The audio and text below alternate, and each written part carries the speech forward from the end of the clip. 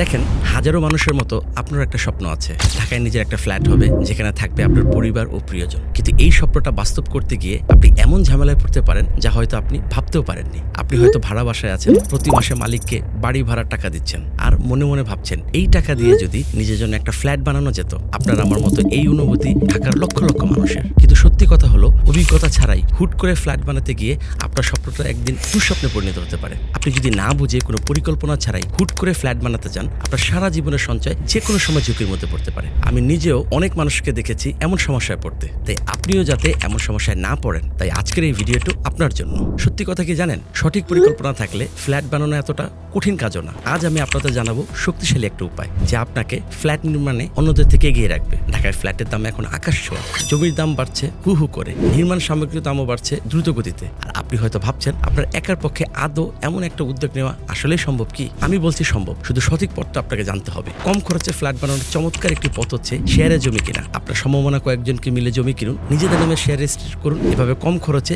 একসাথে বিল্ডিং করুন। এভাবে খরচ অনেকটাই কমে যায়, এখানে প্রতারণার ভয় থাকে না। আর সবচেয়ে বড় কথা হচ্ছে আপনার নিজের নামে জমি রেজিস্ট্রি থাকায় আপনি আইনগতভাবে শতভাগ সুরক্ষিত থাকেন। এখানে আপনি সকল কাজকর্ম নিজের চোখে দেখতে পান, তাই আপনি থাকতে পারবেন মানসিক শান্তিতে। শেয়ারে জমি কেনার আগে অবশ্যই দেখুন সেখানে রাস্তাঘাট, হাসপাতাল আর স্কুল কলেজ আছে কিনা। আপনারা চাইলেই পরিকল্পিত এরিয়া যেমন রাজুকের ঝিলমিল বা এর আশেপাশে জমি কিনতে পারেন। ইদানিং রাজুকের ঝিলমিল বা এর আশেপাশে যৌথভাবে জমি কেনার প্রবণতা খুবই বাড়ছে, কারণ এখানে আপনি পরিকল্পিত সুবিধা আর নিরাপত্তা দুটোই পাচ্ছেন একসাথে। আপনার যৌথ উদ্যোগে নিজেরা ফ্ল্যাট বানালে ইট, বালু, সিমেন্ট, রডের মান নিজেরা যাচাই করতে পারেন। কিন্তু রেডি ফ্ল্যাট কিনলে এই সুযোগটি আর থাকে না। সেখানে আপনি শুধু ফ্ল্যাটের চাবি পান, কিন্তু ভেতরে কি দিয়ে তৈরি সেটা কিন্তু আপনি জানতে পারেন না। নিজেরা উদ্যোগ নিয়ে ফ্ল্যাট বানালে রেজিস্ট্রেশন এবং পার্কিং খরচের টাকাটাও আপনার বেঁচে যায়। আর চাইলেই আপনি নির্মাণ খরচ কিস্তিতে দিতে পারেন। এতে একসাথে আপনার বড় চাপ নিতে হয় না। দেখুন, আমরা নিজেরাও কয়েকজন মিলে এই একই পথে এগোচ্ছি। আমরা নিজেদের প্রয়োজনে রাজুক ঝিলমিল সংলগ্ন এলাকায় শেয়ারে ফ্ল্যাট প্রজেক্ট শুরু করেছি। এখানে খুব কম ডিস্টেন্সের মধ্যেই স্কুল, ভার্সিটি, হাসপাতাল সবকিছুই আছে।